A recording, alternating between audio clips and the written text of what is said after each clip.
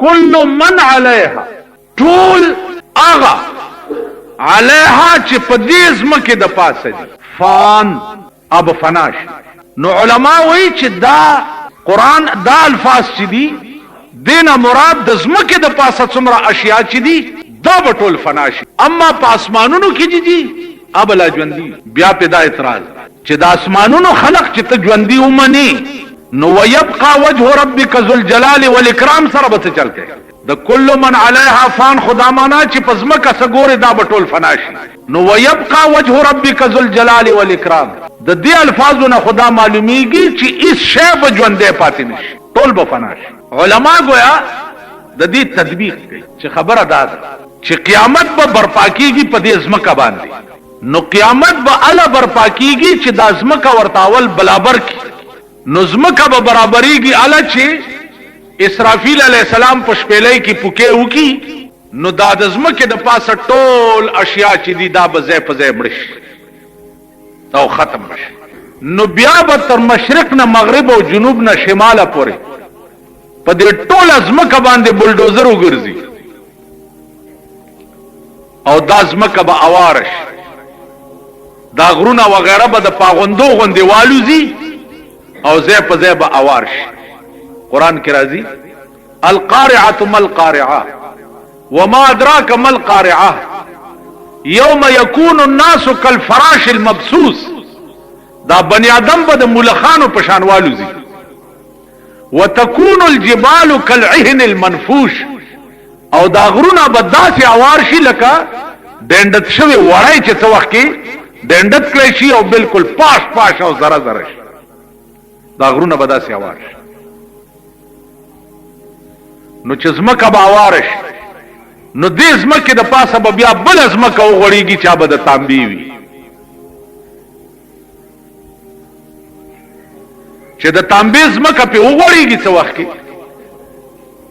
نو دا انور به دا انورونه عزیزانو جدید تحقیق اوس دا دی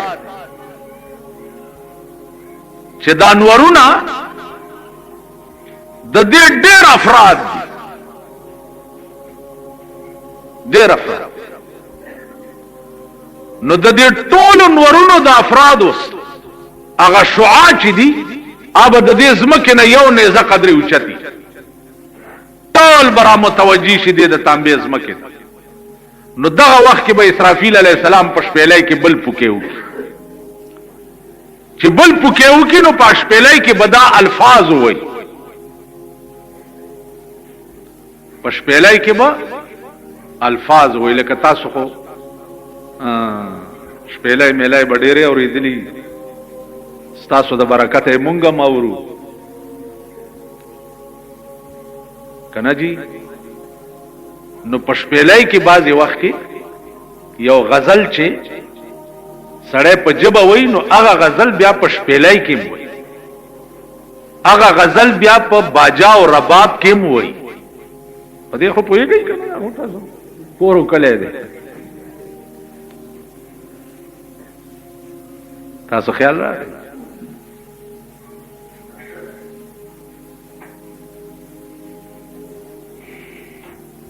پخوا به مونږ وی چې کوم ځای کې د سرود आवाज اورېدی کېده به نو حضرت عمر به په غوږونو کې ګوتې ورکړي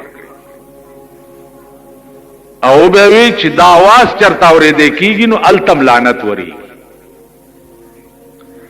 اوس په ایمان وایي چې داسې ځای چرته شته چې په پاکستان کې په رحمت ورېږي. دا جماعتونو کې هم رحمت نشته ځکه چې جماعت سره یعنی هر سړی ډم شو هر سړی ته چې ګوري ډم که سوزکو والا ته ګوري بمباجي به پکې لګولي کلارو والا ته ګوري ټیپ ریکارډر به پکې لګولي روان به لکه د دجال او د رستو کونې نه به د بمباجو आवाज راوځي. کلارو والا ګوري کټرکونو والا ګوري که سوزکو والا ګوري لا چې وادي صاحبہ ا موټرې چې جوړ کړی چې پاغي کې کم شی لګولې اریان نو یو لیوانه نه دی چې سړی علاج وکړي ملک ټول لیوانه وطن ټول لیواله.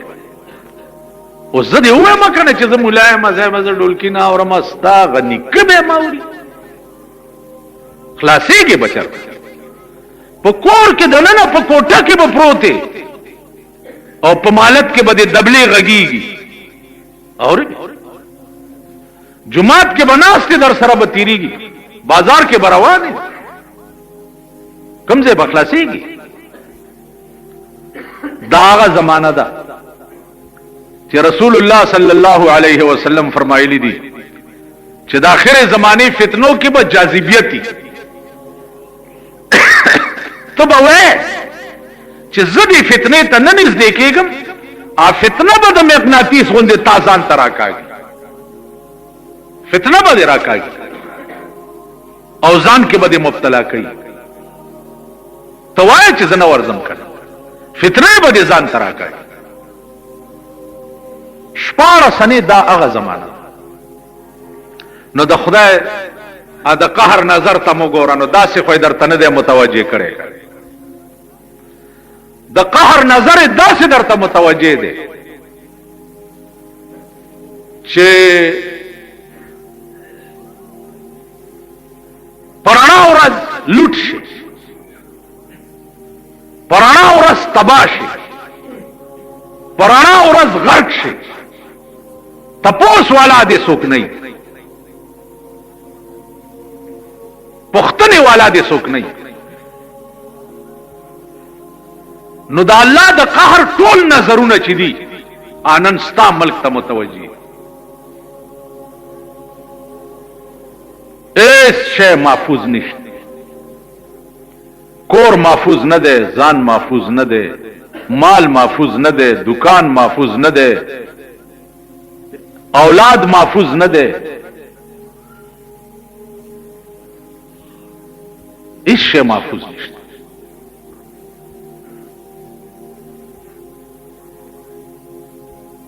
ته ما ته وایه چې د حکومت موټر وارلسی پکې لګېدلی او سړی پې راشه او د حکومت موټر بوزه او تر اوسه پته هم نه لګي نو کمال دی د دې ملک که نه وارلس پکې لګېدلی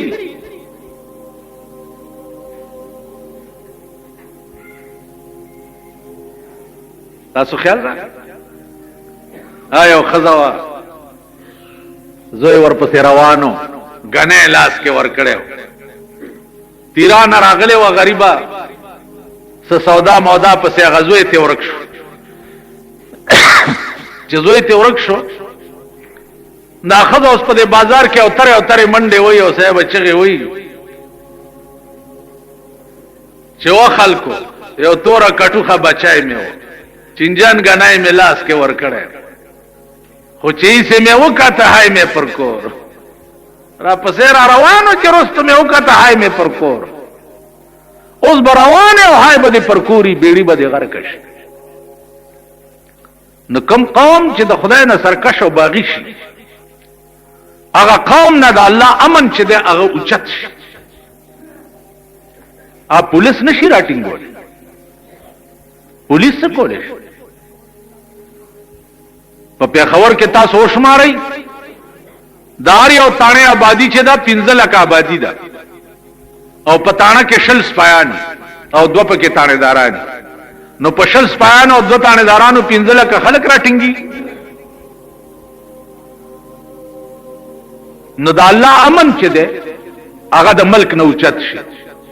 چې د الله امن اوچت شي نو انجام دای لکه نن ستا د ملک چې کوم انجام چرته خدای په ډزو رانیولي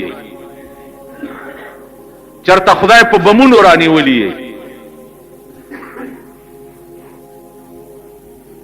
چرته خدای په ډاکو رانیولي چرته خدای په غلو رانیولي پرنګ رنگ راګر کړي پرنګ رنگ او نور بګوري ان شاء الله العزيز نور بګوري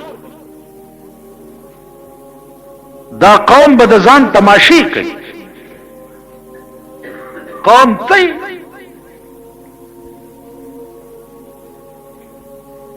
ته ملک او ته قوم،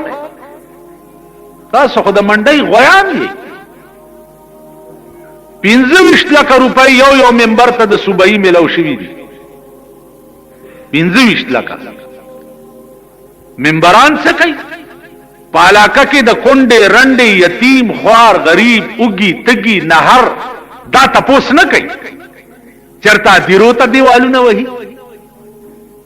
او چرته په سړکو فوټپاتونه جوړوي. د ملک ته د فوټپات ډیر ضرورت دی. په کوارټ روډ ګوره فوټپاتونه جوړیږي. فوټپاتونو په غاړه دکانداران دي، هغه دکاندارانو فوټپاتونه قبضه کړه، چا ورته اوسپنې راایستې دي او چا پې کرسۍ چولې دي او چا پې ټیمان ایښي دي او چا پې ډرمونه ایښي دي. نه په فوټپات څوک تیریږي او نه څه کېږي. مطلب په فوټپات کې څه دی؟ مطلب پکې دا دی چې په ټیکه یې ورکړي نو ټیکدار د کمې پاټۍ سړی دی او چې دا چا ورکړه ده پکې کومه غوا لنګه کړې ده خپله. ملک ته د فوټپات ضرورت. نو نن ستاسو د ممبرانو مبارکو 25 لاک روپۍ چې دي د سړک په فوټپاتونو لګي. تو وایه په ایمان چې یو سړی وګیم دی د 3 ورځو نهر دی او ته ورته وایې چې راشه که نه څنګه ښه سړک مې دله جوړ کړو. به ورته وایي چې خدای دې کور لوټې لوټې کا، ماله د څه ضرورت دی او ته جوړی راته څه شی؟ ماله د روټۍ ضرورت دی، زه د لوږې مرمه او ته ما ته فوټپاتونه جوړی.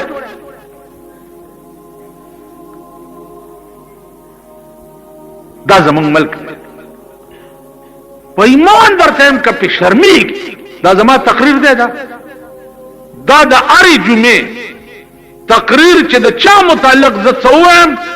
دا سی ای ډي والا د ډایري په شکل کې د هغه په میز کېږي. زما دا جومات چې دی دا ډېر خطرناک جومات دی. ټولې دنیا نه پابندي سی ای ډي اوچته شوې ده، خو دوی ته ویلي دي چې د دې جومات خیال کوئ. دی کې ملا چې دی هغه ګوریلا دی، چېرته ملک ایټم بم دی، ملک قرآن نه کي. خیال م راغی دا ډیری ورته په میز کېښوی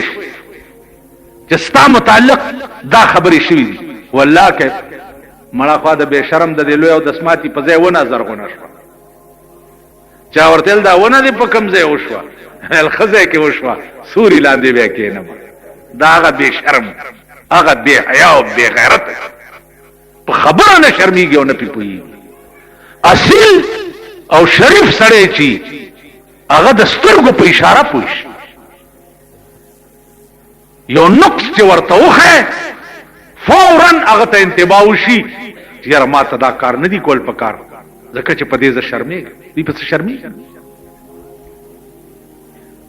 د دوی غرض خېټې ډکول، خپل کورونه جوړول او مازیګر کې خپلې ښځې ګرځول. دا ستا د ملک پیشه ده او دا ستا د ملک رواج.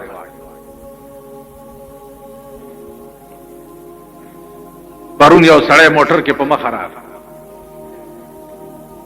ما نه تپوس کړی چې د بی بی فاطمه د سطر بیان راته وکړه. نو ما ورته لوی تقریر وکړو چې بی بی فاطمه چې وه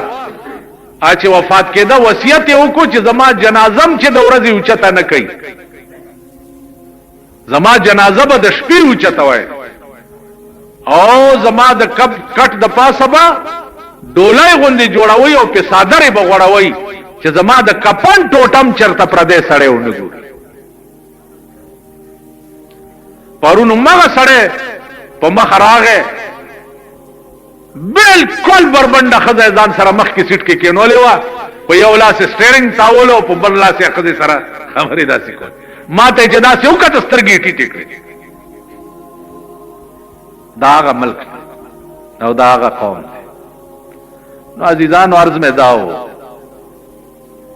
چې د خدای په لوی کرم به کېږي، په عقل ګرانه ده زما د اشنا مینه. دا د روح باس ما ستاسو مخکې چې شروع کړی دی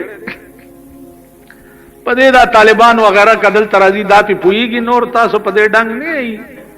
چې روح څه ته وي او زیبه کم طرف ته او ما سره به څه چل کیږي او خیال دی راغی که تاسو هغه زمونږ یو نیکه کېده هغه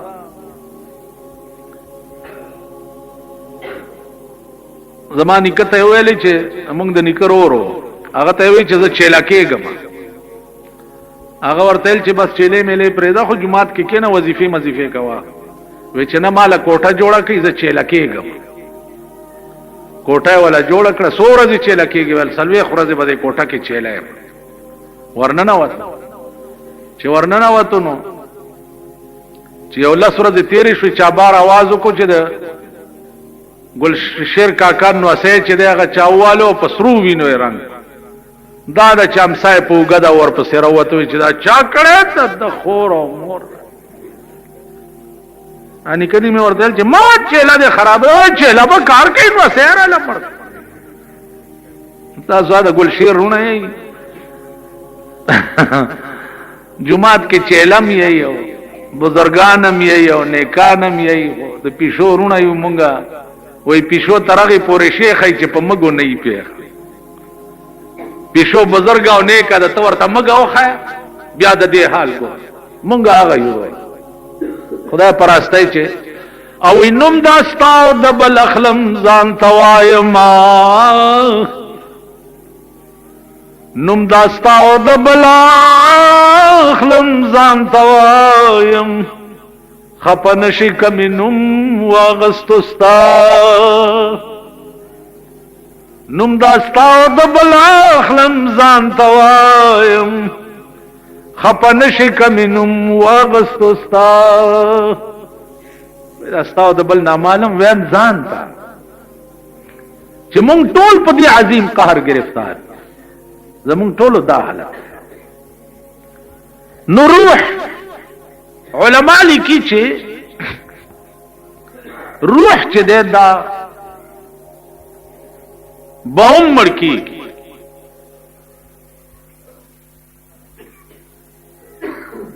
خو کلا دویم आवाज چې په اسرافیل علیہ السلام په شپېلای کې هغه شپېلای کې بدا الفاظ وای چې او زړو شو غوخو او زړو شو اډوکو او خاور سره مکس شوی غوخو اډوکو راپور ته شي او روان شي شام له د پاره د حساب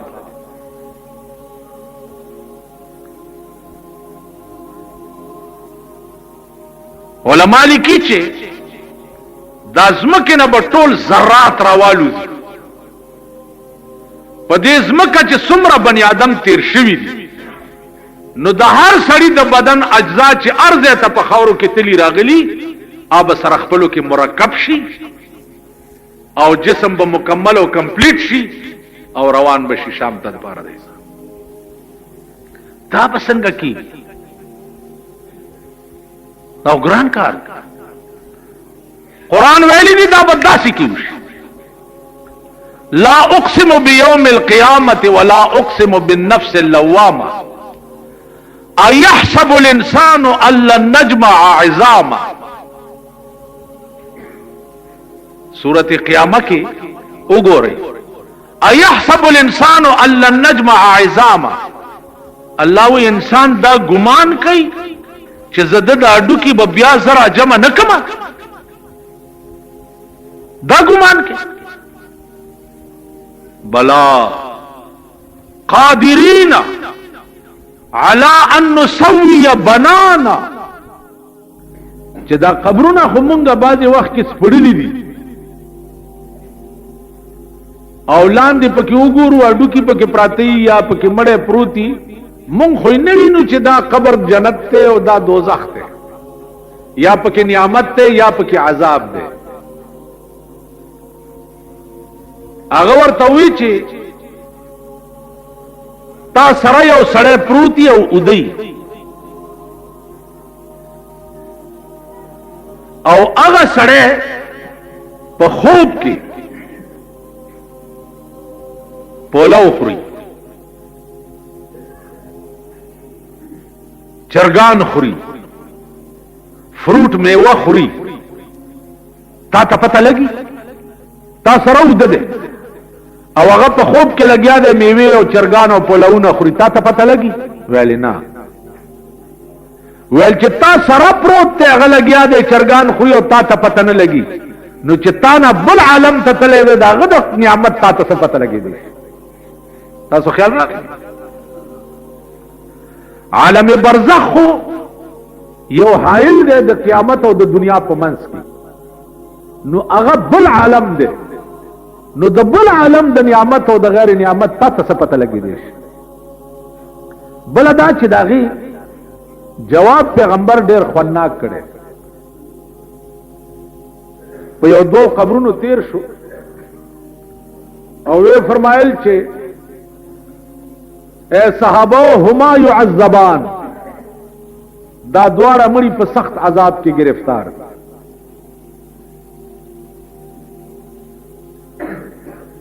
نو لیکن وما يعذبان فی کبیر گناہ سلوح نه و لیکن خدای رانی ولی نو د قدیر یو ډکه راوړو چې ډکه راوړو نو هغه نیم ډکه چې ده اپ یو قبر وټومبلو او نیم په بل قبر وټومبلو او وی فرمایل چې دا شین ډکه چې ده دا د خدای ثنا وای چې تر څو دا ډکه شین وي نو په دې مړو به عذاب معافي یا رسول الله دوی څه عمل کو صحابه ته وی چې کته دی یاري نه وي چې بیا به تاسو مړی د خخوي نو ما به خدای ته سوال کړی وي چې د دې قبر کشف درته کړی وي او دا مړی په خپل لیدلې وي چې دا خدای په څنګه عذاب کې گرفتار کړي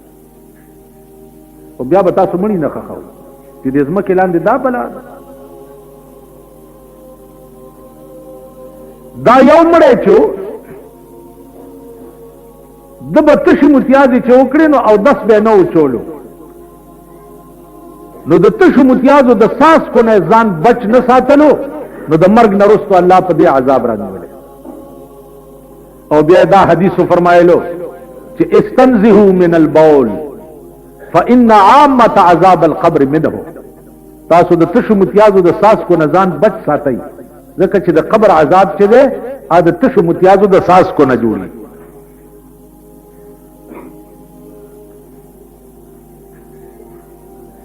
او دا دویم مړی چې دی دا چغلی خورو د یو خبره یو تکوا او د بل خبره بل تکوا ستا خبره مال راوړي زما تعالی ضروري ما او تا په جنگ کې دې تماشا کوي په خدای باور وکړه چې بی دینه خلق خو پیدا دا عادت په منځګزارو کې دی دا ډېر ډېر منځونه چې په دوی کې دا عادت ته چې یو خبره یو وړي او د بل بل په جمعات کې به وخت سره وګو جنگي او درته وې پلانې خو خبر نه دا تاسو دا دی نو دا شیطانت دی شیطانت وای دیتا چې ما یو خبره کړی او ته یو څه وغه سړی ته ورسه ورته وکي دې ته شیطانت او دې ته غیبت چې کړی دی او ته ورته وې چې نمی کړی او هغه ته بهتان وای نو نن په دې شیطانت کې منځګزار مبتلا اسه په دې خوشفهمۍ کې مبتلا کیږي چې مونږه منځونه کو نور کا پخروس وریګم خیر په دې خوشفهمو کې مبتلا کیږي دغه منځونه به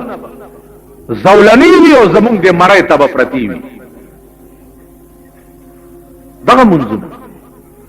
ځکه چې د مونږ کار څه دی د مونږ کار دا دی چې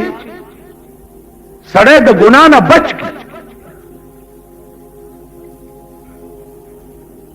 مونږ د ګناه نه بچ کی معلومیږي دا چې زمونږ مونږ نه دی په خدای باور وکړه چې د جمعات نه وځي او د کلی او د علاقې ویاڼه وګورئ چې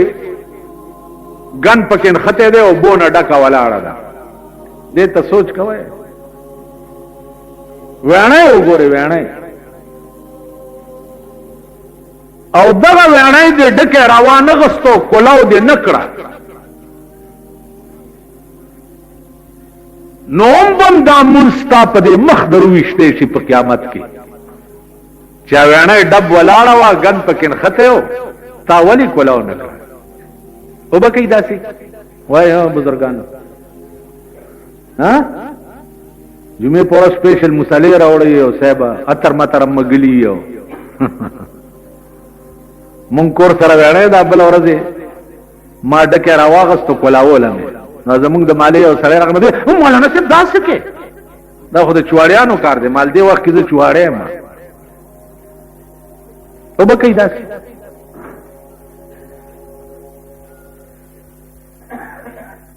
چې دا مو نکړه نو هم پتا ما کېګه ما غر کې و داسې سکوچ دا کاری کړی دی او مولانا حسین احمد مدنی رحمه الله تعالی و تبارک د دیوبند لوی شیخ الحدیث د جنگ آزادۍ لوی سالار د شیخ الهند سره په مالټا کې لوی قیدی د ریل ګاډي په ډبه کې روان دی په ډبه کې ټټای وی ټټای نو یو سړی تمتیازي ورله هغه سړی اندو چې ټټای تننه وته نو ټټای کې څوک په دستونو تله او ټوله ټټای ګندا وا نو بیا زر راوت مولانا مدنی سے تپوس کو چھ بھائی کیوں آپ جلدی نکل آئے ویچے وہ پاخانہ بہت گندا ہے نو چا ہندو کے نا تو ڈاڈا آواز چھولا نو مولانا مدنی پر ڈبا کی آگا دا سگریٹ و ڈبی غرزیدنی آئے راٹول کر چا غیر راٹول کر نو دننا ٹٹائے تننا و تو ٹولا ٹٹائے پاگا ڈبو باندے صفا کرا کہ صفائی کرا نو بیا راغا گا ہندو تا وہی کہ ابھی آپ جائیں پاخانہ صاف ہو گیا ہے کیسے صاف ہو گیا ہے کوئی اللہ کا بندہ آن کر صاف کر گیا ہے ہندو پوری شو چھ دام دکڑی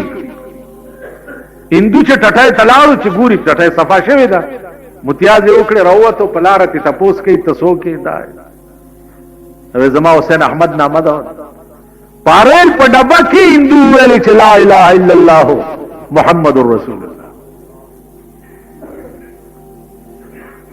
مولانا حسین احمد مدنی ہوندے سڑے ہندو تا ٹٹائی صفا کئی تاسو بداؤ کہ پلا رکھی کانے پروز آر یو سڑے چپے تیرے گئی تخپا واڑے یو تیر شی دا سے نہ کئی جرا سے لاس چتکی ہو یا طرف تے کی جسو پہ ٹھوکرو نو عزیزانو عرض میں داو چھ پیو شی اعتماد مکوا حج دیو کو رالے بزرگ شوے منز دیو کو رواتی جماعت نہ صحبہ نظام الدین اولیاء در نہ جوڑ شو نا نا یو خبر برا گیر شی پیو خبر اور خبری کڑی پیو نکتہ کے برا گیر شی یو نکتہ کے جی منزنہ میں کڑی دا وہ بچے جماعت ترالی دے استنجا پزے کے چاغل کڑی تا اولد تا تپکار چو چوبہ دے راغستے وے پیاڑو لے دے اور زید صفا کرے نتہ صاحب طالبانو تپکنزل راشی غلم کڑی دی دادا من گزار دی دا اونا ملیان پور کے پراج دا دیر منزنہ چکئی کنا لکه تسبلا والے پوزی گنده دی ڈکے گئیو تشے گئیو نا نا آر یو سڑے چنن اوزی یو جماعت گندی جارو روالی تو جماعت صفا جناب محمد رسول اللہ صلی اللہ علیہ وسلم کور ته براغه کله کله چیلې به پخپله ولشله سبزی به پخپله صفا کوله یو ورځ کدو لګیا دی غوسۍ نری نری غوسۍ تپوس دی وشي چې دومره نری ولې غوسوئ وی نری ځکه غوسوم چې لږه ښوروا پوکې وکړو مونږ به یې وخورو د ګاونډ کې به هم لږه لږه ترکاري ورکړي ګاونډ کې حضور صلی الله علیه وسلم کور کې زنانو سره د کور کار به پخپله کول حضرت عمر فاروق رضی الله تعالی عنہ د قجورو په باغ کې ناست او کمیس ته ټاکۍ ګنډي ټاکۍ ګنډي د شام سفیر راغی داسې ورته ولاړ دی لرې نه او د ډېر روب نه نږدې نه ورته عمر فاروق ورته وی تعال لا تخف رضا ولی یری نو کمیس ته ټاکۍ ګنډي په خپله امیر المؤمنین دی او کمیس ته ټاکۍ ګنډي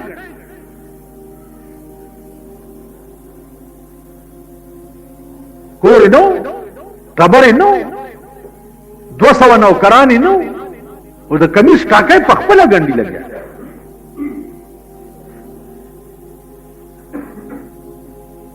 هغه سفیر ورته وایي چې په خدای مې دې قسمي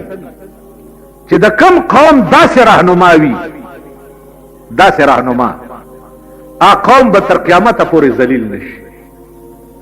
نامې او جامې ته دې وګوره کمیس ته په خپله ټاکۍ ګنډې لګیا دی په دې نفس مړ شي نفس او چې نفس دې نه مړ ستا بیړي د هغه پلار او د نیکم تباه ده کور دې وران دی او نفس به دې اله مړ کېږي چې مخامخ در باندې څوک متیازې وکړي او ته ورته دعا وکړي متیازې در باندې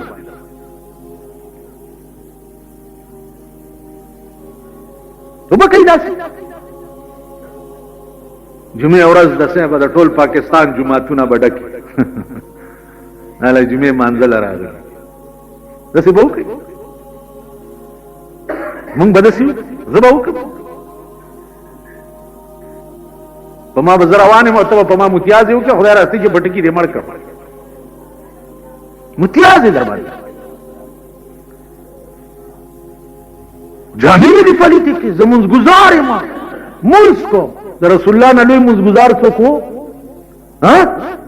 وایي و څوک یا به پیدا شي یهودنې ښځې به پې خزلې راغورځولې چې د سهار مانځه ته به تلو 2 ورځې پې خزلې بند شوې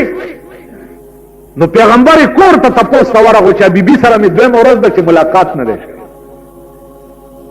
خزلې دې پې راغورځولې یو پیر ته یو سړی راغی شیطان پیر ورته وایي چې یو مسله راته وکړه شیطان ورته وایي چې پیر صاحب زما مسلې څه دي خو ټولې خلک ګمراه کول دي